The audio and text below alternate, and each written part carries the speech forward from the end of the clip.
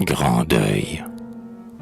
Dans le clair-obscur de la pièce close, où brûle une cire au reflet tremblant, rigide et grandi par la mort, repose le corps d'un enfant habillé de blanc. Sous la mousseline, on voit les mains jointes, la mate blancheur des doigts ivoirins, les cheveux pleins d'ombre et les tempes pointes, qu'auréole un flot de rayons sereins. Jamais des flancs purs du neigeux Carrare, l'art n'a fait surgir un ange plus beau que cet Ariel à la forme rare qui gît, radieux et calme, au tombeau. Sous l'eau sainte et sous l'huile du Saint-Crème, le front du martyr s'est rasséréné.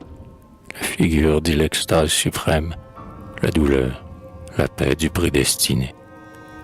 La chambre de deuil est toute drapée de gaz, nul bruit, plus rien.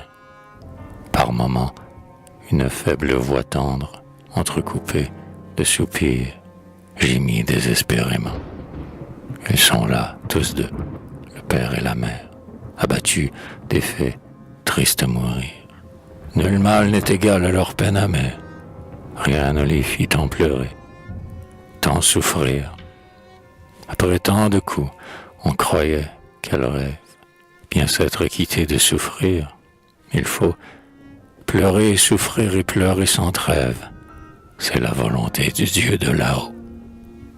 10 ans, c'est le fils, l'aîné, l'espérance, la joie et l'amour de deux malheureux. Cher bonheur qu'il faut payer en souffrance. Oh, que le chemin du ciel est affreux.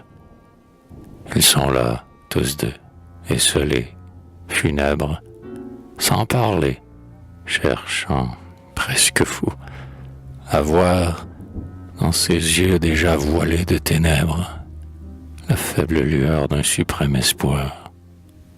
Lourde de sommeil, fixe, les paupières s'ouvrent à demi.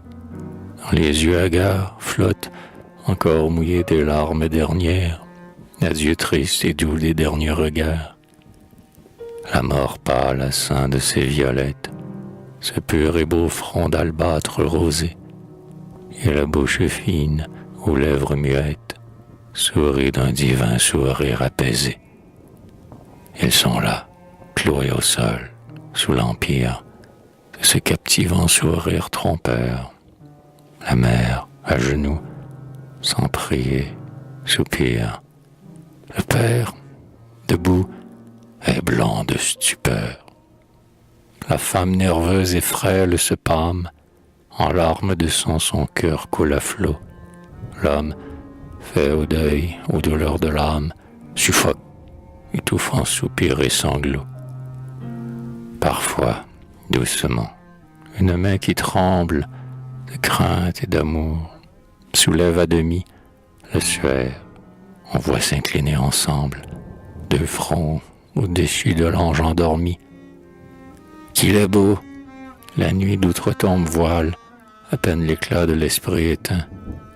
L'âme transparaît, telle une humble étoile, nous lui à travers l'ombre, au ciel lointain. Mystère cruel, s'il dormait, quel doute, la pensée éther vif, rayon subtil, au ciel brusquement, s'en va-t-elle toute? Un reste des sens en nous survit-il? Vague question, sans suite, sans nombre, que se fait tout bas le cœur criminel. Dédale infini, de plus en plus sombre, où vague se perd l'amour maternel. Minuit sonne, au pied du blême cadavre, dans le vide noir du logis qui dort, veille seul, en proie au deuil qui les navre, les derniers amis du cher petit mort. Et l'horloge au lourd balancier lent teinte, lugubre, le glas de l'heure qui fuit, et le grave son que rythme la plainte du vent assombrit l'horreur de la nuit. Ô douleur, ô nuit, quand verrons-nous poindre ces jours éternels, longtemps attendus? Ah, quand Quand pourrons-nous à jamais rejoindre tous ces morts aimés qu'on croyait